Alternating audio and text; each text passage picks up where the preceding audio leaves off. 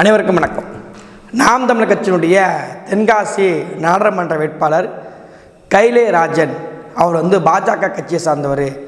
பாஜக கட்சியை சார்ந்தவரை நாம் தமிழர் கட்சியோட தலைமை ஒருங்கிணைப்பாளர் சீமான் அவர்கள் தென்காசி நாடாளுமன்ற தேர்தலில் வேட்பாளராக அறிவிச்சிருக்காங்கன்னு சொல்லி நேற்றே இருந்து இணையதளங்கள் முழுக்க செய்திகள் வந்துக்கிட்டு இருக்கு. அதற்கான காணொலியாக தான் இந்த காணொலி இருக்க போகுது. அதை பற்றி நம்ம ஏன் பேசுகிறோம் பார்த்துக்கிட்டிங்கன்னா, தென்காசி தொகுதியை பற்றி பேசுவதற்கு முழு உரிமை நமக்கு உண்டு. காரணம், நம்ம தென்காசி தொகுதி முதல் விஷயம். இரண்டாவது முக்கியமான காரணம் என்னென்னு பார்த்துக்கிட்டிங்கன்னா, அந்த கூட்டத்தில் அண்ணன் சீமானர்கள் பேசக்கூடிய தென்காசி திருநெல்வேலி மாவட்டத்திற்கான பொறுப்பாளர் கலந்தாய்வில் நம்ம அதில் ஒரு ஆளாக இருந்ததுனால என்ன நடந்துச்சு அப்படிங்கிறதான் இந்த காணொலியில் நம்ம விலாவரியாக பார்க்க போகிறோம்.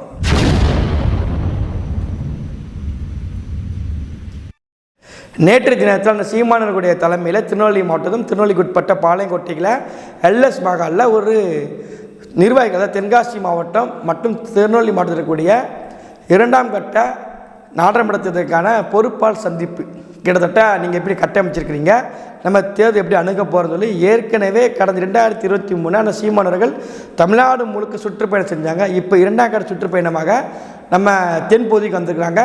கன்னியாகுமரி முடிச்சுட்டு நேற்றைய தினத்தில் தென்காசி திருநெல்வேலி மாவட்டத்துக்கான கலந்தாய். அந்த கலந்தாய்வில் முதல் கட்டமாக அண்ணன் சீமானர்கள் நம்ம எப்படி கட்சியை வலுப்படுத்தணும், எப்படி கட்டமைப்பு பண்ணணும், எப்படி அதாவது கட்சியில் இருக்கக்கூடிய கடகோடி தொண்டர்களுக்கு எப்படி முன்னுரிமை கொடுக்கணும் முதற்கொண்டு அண்ணன் சீமானர்கள் வழக்கம் போல் நமக்கு அரசியல் பாடம் நடத்தினாங்க. அதுவும் குறிப்பாக அண்ணன் சீமானர்கள் நேற்று நடந்த சுரண்டை சுரண்டை பொதுக்கூட்டத்திலையுமே அதே தான் பதிவு பண்ணாங்க. கிட்டத்தட்ட 234 தொகுதி அதாவது சட்டமன்ற தேர்தலில் 150 தொகுதியில் அடுத்த இளைஞர்கள் நிப்பாட்ட போகிறேன், இந்தியாவே திரும்பி பார்க்க போகுது, இளைஞர்களுக்கு வாய்ப்பு கொடுக்க போகிறேன், சின்ன சின்ன இளைஞர்களுக்கு அரசியல் தளத்தில் வாய்ப்பு கொடுக்க போகிறேன்னு சொல்லி அண்ணன் அறிவிப்பு கொடுத்தாங்க. அதே தான் அன்று நடந்த நிர்வாகிகள் கூட்டத்தில் அண்ணன் சீமான் பேசுகிறாங்க. அப்படி பேசிக்கிட்டே இருக்கும்போது திருநெல்வேலி தொகுதியினுடைய நாடாளுமன்ற வேட்பாளராக அக்கா சத்யா அவர்களை வேட்பாளராக நியமனம் பண்ணுறாங்க. அப்படி பேசிக்கிட்டே இருக்கும்போது தென்காசி மாவட்டத்திற்குன்னு, அதாவது தென்காசி நாடாளுமன்ற வேட்பாளராக கைலே ராஜன் சொல்லி ஒரு வேட்பாளர் இருக்கிறார். அதாவது அது எங்களுக்கு இருக்கக்கூடிய ஒரு கலந்துரையாடல்னு சொல்கிறாங்க இருக்கிறாரு. நான் என்னங்கிறத உங்களோட முடிவு பண்ணிவிட்டு தென்காசிக்கு நான் பிற அறிவிக்கிறேன். அண்ணன் சொன்னது இதுதான். திருநெல்வேலியுடைய நாடாளுமன்ற வேட்பாளர் சத்யா அவர்கள் சொல்லி அறிவிப்பு கொடுக்குறாங்க. ஆனால் தென்காசி நாடாளுமன்றத்திற்கு அண்ணன் சொன்னது என்னென்னா, இப்படி ஒருத்தர் இருக்கிறாரு தென்காசி தொகுதிக்கு நாடாளுமன்றத்துக்கு, நான் பார்த்துட்டு யார் வேட்பாளர்களுக்கு அறிவிப்பு கொடுக்குன்னு சொல்லி தான் அந்த கலந்தாய்வு முடிஞ்சிச்சு. ஆனால் அது முடிஞ்சதுக்கு பிறகு உடனே செய்தியாளர்கள் சந்திப்பில் உடனே இருக்கும்னா செய்தியாளர்கள் உடனே வந்தாங்க. சீமானன் சந்திக்கலை, செய்தியாளருக்கு உடனே நம்ம எல்எஸ் மாலுக்கு வந்தாங்க. யார் வேட்பாளர் காட்டோன்னா இப்படி ஒரு பேச்சு இருக்குன்னு சொன்ன உடனே இவங்க என்ன பண்ணிட்டாங்கன்னா, உடனே சத்யாவுக்கு புகைப்படத்தை போட்டு திருநெல்வேலி நாடாளுமன்றத்திற்கு சத்யாவுக்கு வேட்பாளர், தென்காசிக்கு கைலே ராஜன் வேட்பாளர்னு சொல்லி பதிவு போட்டாங்க ஊடகங்கள் முழுக்க. அது மயில ராஜன் தான் பதிவு போட்டாங்க. அதுக்கு பிறகு மாற்றி கைலே ராஜன் பதிவு போட ஆரம்பிச்சிட்டாங்க. இந்த பதிவு போட்ட உடனே இங்கே இருக்கக்கூடிய இணைய ஊப்பிகள் என்ன பண்ணிட்டாங்கன்னா, கைலே ராஜன் இணையதளத்தை தேடி பார்த்தாங்க. தேடி பார்த்த உடனே கைலே ராஜன்கிறது பிஜேபி கட்சி சார்ந்தவர், அவர் நாம் தமிழர் கட்சிக்கு வந்திருக்காரு, அவர் பிஜேபி கட்சி சார்ந்த ஒருத்தரை நாம் தமிழர் கட்சி வேட்பாளர் நிப்பாட்டுறாங்கன்னு சொல்லி ஒரு வழக்கம் போல் வதந்தியை தூக்கி கொளுத்தி விட்டு போயிட்டாங்க. அதாவது பிஜேபியில் இருந்து ஒருத்தர் நாம் தமிழர் கட்சிக்கு வந்துட்டாருங்க அப்படிங்கிறது, அதாவது பிஜேபி சார்ந்த ஒருத்தருக்கு நாம் தமிழர் கட்சி போட்டி போட வாய்ப்பு கொடுக்கு. இதுதான் அவங்க பரப்பின வதந்தி. பிஜேபி கிடையாது. ஐயா மு.க. ஸ்டாலினுடைய மகனாக இருக்க இன்மநிதி இருக்காரா, இன்மநிதி மகனே ஒரு கட்சிக்கு அடுத்த கட்டத்துக்கு போகிறாங்கன்னா, ஒரு சித்தாந்த ரீதியாக போகிறாங்கன்னா அது நாம் தமிழர் கட்சி நோக்கி தான் வரப்போகுது. ஆனால் சீமான் சொல்கிறது எப்போது ஒன்று தான், நீ எந்த இடத்துக்கு சுற்றினாலுமே மொளக்குச்சி என்கிட்ட தான் இருக்குது, நீ என்கிட்ட தான் வரணும். இப்போ திமுக தொண்டர்கள்லேருந்து விசிக தொண்டர்கள்லேருந்து எல்லா தொண்டர்களும் எங்கே வராங்கன்னா நாம் தமிழர் கட்சி நோக்கி படையெடுத்து வராங்க. அப்படி அந்த முகநூலில் கட்டப்பட்ட ஒருத்தர் பிஜேபி சார்ந்த ஒருத்தர் அவர் எங்கே நாம் தமிழர் கட்சிக்கு வந்திருக்கார். ஆனால் அவர் வேட்பாளர் கிடையாது, தெளிவாக வச்சுக்கோங்க. அவர் வேட்பாளர் கிடையாது. அவர் வந்திருக்காரு, அவர் பிஜேபி அரசியல் பிடிக்கல, நாம் தமிழர் கட்சி நோக்கி வந்திருக்காரு. இதை எடுத்து போட்டு என்ன பண்ணிட்டாங்க, இவர் தான் வேட்பாளர், இவர் வேட்பாளர் நிப்பாட்ட போகிறாங்கன்னு சொல்லி வெட்டி வதந்தி, இந்த எச்ச பொறிக்கும் யூடியூப் போட்டஸ் போன்றவர்கள் எடுத்து பரப்ப ஆரம்பிச்சிட்டாங்க. அண்ணன் சீமான் எந்த இடத்துலையுமே அவரை அறிவிக்கவே இல்லை, இவர் தான் வேட்பாளர் நீங்கள் வேலை செய்யுங்கன்னு சொல்லலை.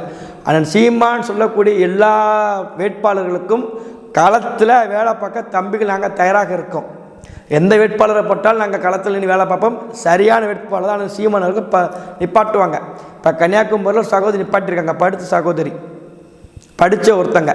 அதே மாதிரி திருநெல்வேலியில் வேட்பாளர் சொல்லியிருக்காங்க அக்கா சத்யார்கள், படித்த ஒருத்தங்க. குறிப்பாக தேர்தல் காலத்தில் தொடர்ச்சியாக நம்ம அக்கா மாதிரி வேலை பார்க்க முடியாது, நம்ம பார்த்துருக்குறோம், அவங்களுடைய கலப்பை நம்ம பார்த்துருக்குறோம், குடும்பத்தோடு வேலை பார்க்கக்கூடிய ஒருத்தங்க.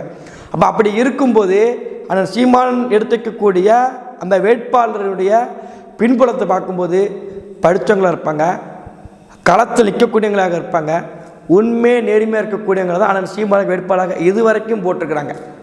அப்போ அப்படி இருக்கும்போது தென்காசி மாவட்டத்திற்கு அண்ணன் சீமானவர்கள் அப்படி போகிற பக்கம் ஒரு அறிவிச்சுட்டு போயிடுவாங்களா? அப்படி செய்யக்கூடிய கட்சி நாம் தமிழர் கட்சியா? அதில் பின்புலத்தை யார் வேட்பாளர், யாரை வேட்பாளரை போடணும்னு சீமானவர்களுக்கு தெரியாதா? எல்லாம் தெரியும். அப்படி ஒருத்தர் இருக்கான்னு சொல்லி நிர்வாகிகள்கிட்ட கலந்துரையாடன்னு சொல்கிறாங்க, அவ்வளோதான். இதை எடுத்து ஊடகங்கள் பரப்பின உடனே பிஜேபி கட்சிக்கார உடனே போட்டாங்க, பிஜேபி கட்சியார் வந்துட்டார். எதுக்கு இந்த வெட்டி வேலை? இப்போ இவங்க சொல்கிறபடியே இருக்கட்டுமே, அவர் பிஜேபி கட்சிக்கார் ஒருத்தர் இருக்கார், பிஜேபி கட்சிக்கார் நாம் தமிழர் கட்சிக்கு வந்துட்டார்.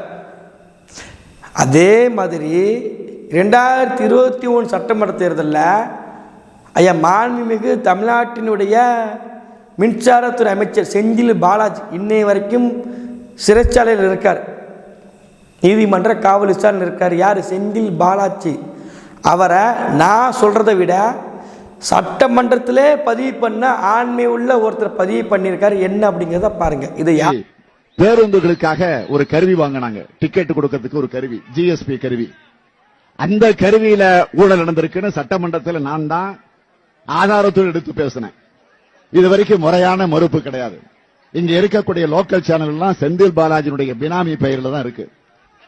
போக்குவரத்து துறையினுடைய அமைச்சராக இருந்து அந்த துறையில நடத்துனர் பணிக்கு 3 லட்சம், மெக்கானிக் பணிக்கு 6 லட்சம் என்று கொடுத்து ஏமாந்திருக்கக்கூடியவர்கள் லட்சக்கணக்கானவர். யார் சொல்லியிருக்காருன்னா ஸ்டாலின் சொல்லியிருக்கார். அப்படி ஊழல் பேர்வழியாக இருந்த செந்தில் பாலாஜியை கூப்பிட்டு 2021 அமைச்சராக அழகு பார்த்தது யாருன்னா இதே ஸ்டாலின் அவர்கள் தான். 2016 செந்தில் பாலாஜி எதிராக இருப்பாரு, 2021 இதே செந்தில் பாலாஜி திமுக அமைச்சராக இருப்பார். எப்படி சார் இது எப்படி முடியுது? இவரால் மட்டும்தான் முடியும், இவர்களால் மட்டும்தான் முடியும், வேறு யாராலையுமே முடியாது. ஆனால் இதை பற்றி எந்த அயோக்கிய பேரும் கேள்வி கேட்க மாட்டாங்க. சங்கி பாபுன்னு ஒருத்தர் அதிமுக கட்சியினுடைய அந்த கட்சியில் இருக்கக்கூடிய அமைச்சராக இருந்தவர், இப்போ தமிழ்நாட்டினுடைய இந்து அறத்துறை அமைச்சராக சேகர் பாபு அவர்கள். இந்த சேகர் பாபு அவர்கள் அதிமுக கட்சியிலேருந்து வந்தவர், அதிமுக கட்சியில் அமைச்சர் பொறுப்பில் இருந்தார், திமுக கட்சி அமைச்சர் பொறுப்பில் இருக்கார். ஏவா வேலுன்னு ஒருத்தர் எம்ஜிஆர் காலத்தில் இருந்து ஏடிமி கட்சியில் இருந்தவர், அதிமுக கட்சியில் இருந்தவர், இப்போ திமுக கட்சிக்கு வந்து அதிமுகலையும் அமைச்சர் பொறுப்பில் இருந்தார், திமுக அமைச்சர் பொறுப்பில் இருக்கார். அப்போ இவங்க மாற்றி மாற்றி வந்துக்கிடுவாங்க. எப்படி இருக்கின்ற இடத்திலே இங்கே இருந்து இன்னொரு இடத்துக்கு தாவும் தைரியம் தன்னம்பிக்கையும் திமுக தொண்டனுக்கு உண்டு, அதிமுக தொண்டனுக்கு உண்டு. தினைக்கு திமுக அதிமுக எப்படிப்பட்ட எதிரி? பரம்பரை எதிரி.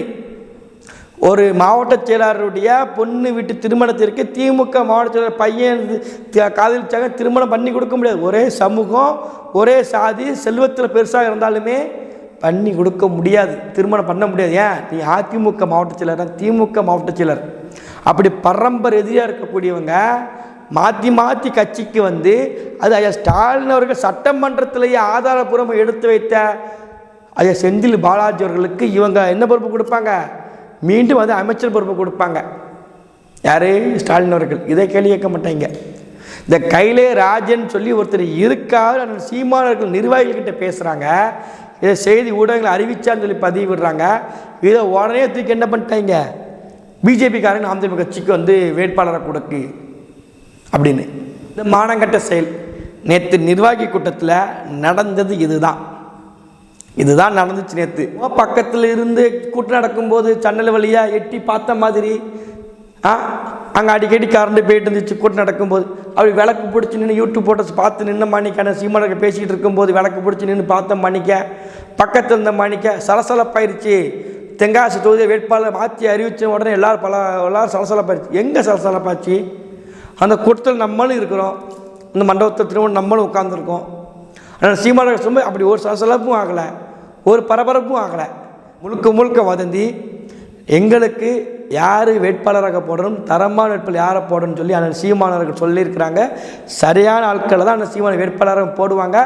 யாரை நிறுத்தினாலும் நாங்கள் தயாராக வேலை செய்வதற்கு இருக்கின்றோம். காரணம் என்ன? அண்ணன் சீமானவர்கள் போடக்கூடிய வேட்பாளர் சரியானவங்களாக இருப்பாங்க, சரியானவங்க இருந்திருக்காங்க. அதான் வரலாறு சொல்லுது. அதுதான் 2 தேர்தல் பார்த்துருக்கணும். அதான் 2024 நாடாளுமன்ற தேர்தலும் தென்காசியில் நல்ல ஒரு வேட்பாளர் சீமானனை போடுவாங்க.